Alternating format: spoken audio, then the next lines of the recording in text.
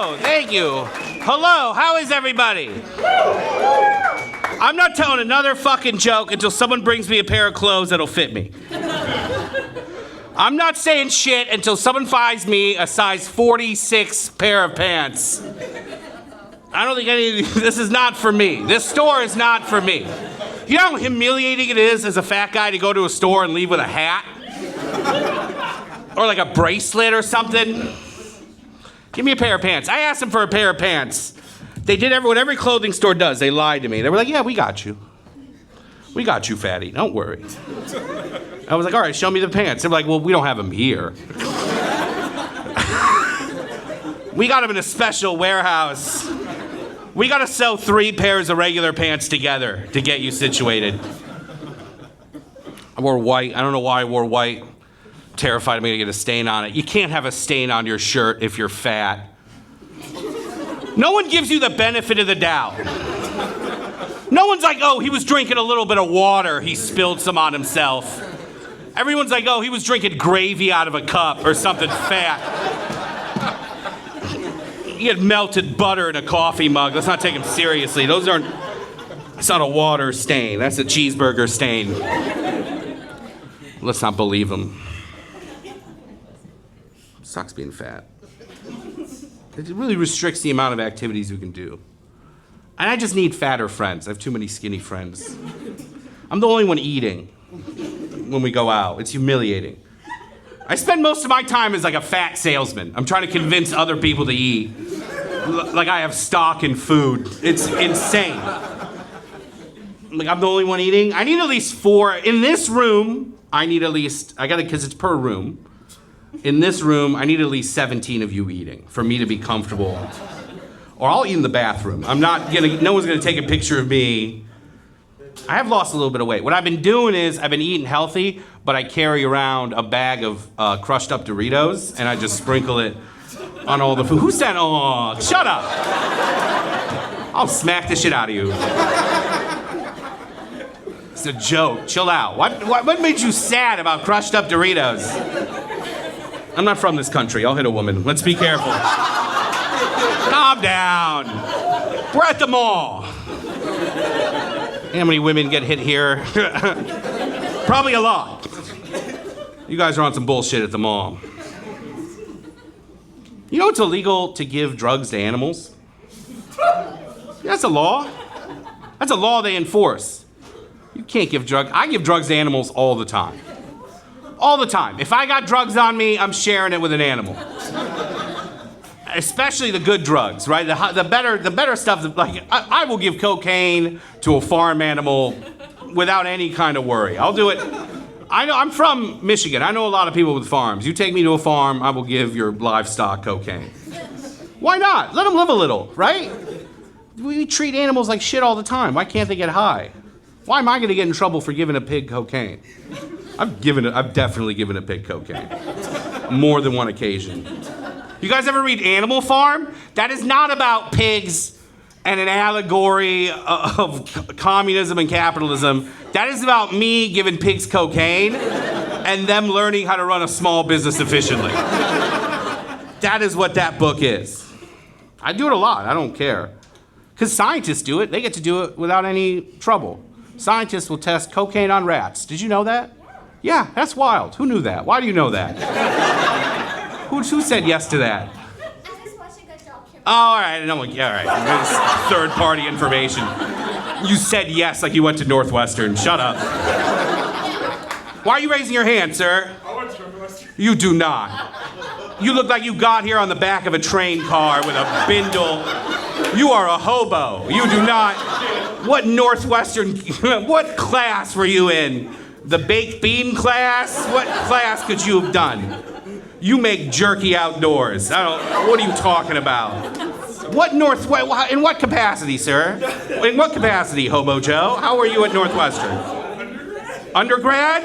You better undergrad you a shower, dude. You look preposterous. Raise your hand confident as hell about Northwestern. What are you doing? Why are you so late? There's a bathroom in here. The mall is closed. Where did you take a dump, dude? This place is closed. must be great to be white. You just walk around buildings with his clothes. I'd be I'm trespassing now. They invited me in here. Jesus Christ. Do you go to Northwestern too? Oh my God, all right. Wonderful. I went to grad school there. Shut up. I went to Western Michigan University. Yeah, I went to a dumb school.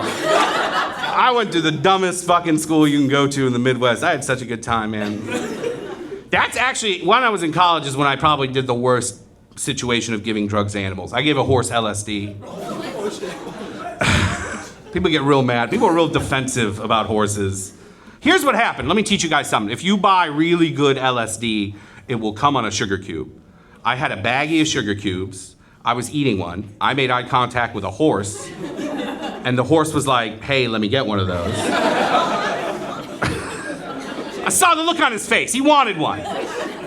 That's his food. That's his snack.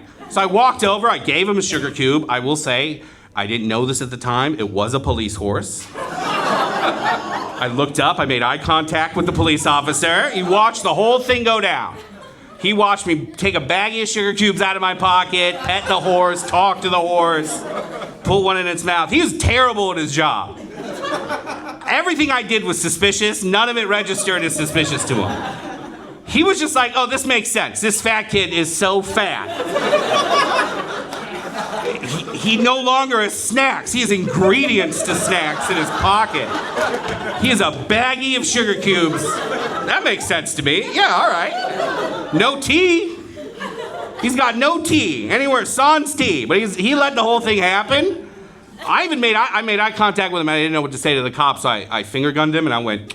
I went and I pointed at the bag and I go, don't worry, it's just sugar. But I don't think that was what he was worried about. And then I left. I was like, all right, I've just committed a crime. I just gave drugs to a cop on a cop. I gotta go.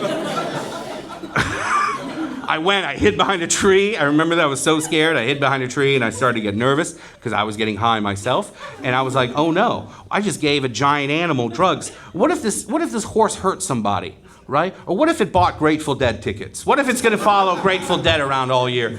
Or fish? So I had to go help. I was like, I need to make sure everything's okay. I went back, everything was fine. The horse was fine, the cop was fine, nothing happened. And of course everything was fine. This animal is 500 pounds. There's no way one sugar cube even did anything, so I gave it 3 more. I was like, here's 3 more. Go open that giant third eye of yours, little buddy. I'm Persian. Any other Persians in here? Any other Middle Eastern people? All right, well, cool. All right, I'll shut up. I moved to America when I was 8. I grew up around hillbillies in Michigan, like I said. I love hillbillies. Hillbillies are a great time. They're fun. I don't think there's any in here right now. Maybe we'll talk after the show.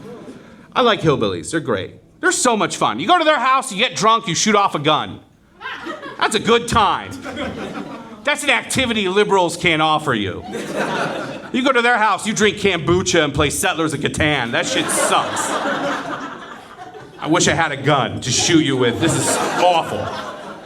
This is terrible. Well, how are you gonna pretend like you hate colonialism? You got a board game version of it.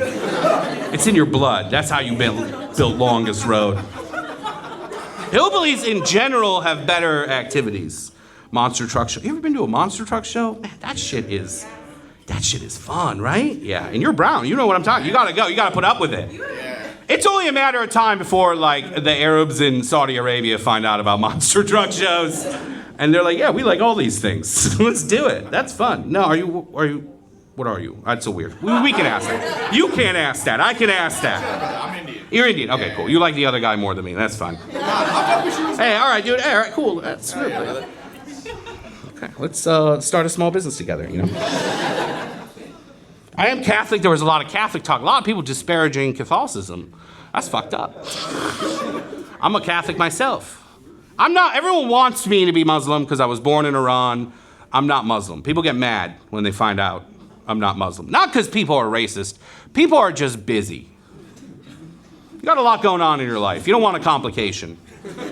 Like, it's like if you meet a Chinese guy who's Jewish, you're like, I gotta cancel my Uber. I gotta figure out what's going on. What went wrong here? How did this happen? I gotta figure it out. But no, I'm not Muslim, I'm Catholic. I'll tell you how it happened. I started smoking weed very early. because I moved to America when I was 8. I went to Catholic school my whole life in America, and I started smoking weed at 14. And here's what I would do. I was in Catholic school. I would get high at lunchtime in the parking lot. I'd get real high, and I'd come back into the school, and then eventually they made everyone go to Mass after lunch. Even me. Technically on the books, I was Muslim, but they were like, you gotta come anyway, just sit in the back. Don't make a lot of noise. I don't think we want Jesus knowing that you're here. We can get in a lot of trouble for this. I'd be high as shit in the back of Mass. You ever been to Catholic church high? It's like watching Lord of the Rings. It's beautiful. They're speaking Latin, they're drinking wine and blood. It turns into blood. They got a wizard back there. They got a guy dressed like a wizard. It's beautiful. I don't know how they don't have better numbers. Probably because everyone's getting molested all the time. I never got molested. I don't know why. The priests never even try. I don't know if they were like, well, technically he's Muslim. That's haram. We can't touch him. He's too spicy for us. There's a lot of crazy shit in the Bible. I love the Bible. There's a lot of very interesting things in the Bible. Like, what was Jesus' life like up until he did what he did? Was he just a normal dude going about his everyday life until an angel showed up and was like, hey, what's up? I work with your dad. I got some bad news. You're gonna wanna sit down for this. Did you make that chair? That's a great chair. Wonderful chair. Listen, you're gonna die a terrible death. But Mexicans are gonna love you. They're gonna name their kids after you. They're gonna see you in tortillas. You're gonna be on every candle in every Mexican grocery store ever. All right, you guys didn't like that one. I'm doing one. I'll leave you on a good one. Shut up. If you're chubby and Middle Eastern like I am, DJ Khaled is your only celebrity. That's all I have. That's all I get compared to. You guys have so many celebrities to choose from. I only have DJ Khaled. That's it. He's a fucking idiot. I don't know if you've ever seen him in an interview. I want a new celebrity. I don't trust DJ Khaled. You know what his stage name was before it was DJ Khaled? It was DJ Arab Attack. That's right. DJ Arab Attack. He put that on his taxes. That's what he went by. The crazy thing is he changed it to DJ Khaled right before 9/11, which means DJ Khaled totally knew about 9/11. Like he heard the plan and he was like, one plane? No, another one. Add another one to the mix. All right. You guys are great. Thank you very much. Sorry, they didn't like that. I had to do one more.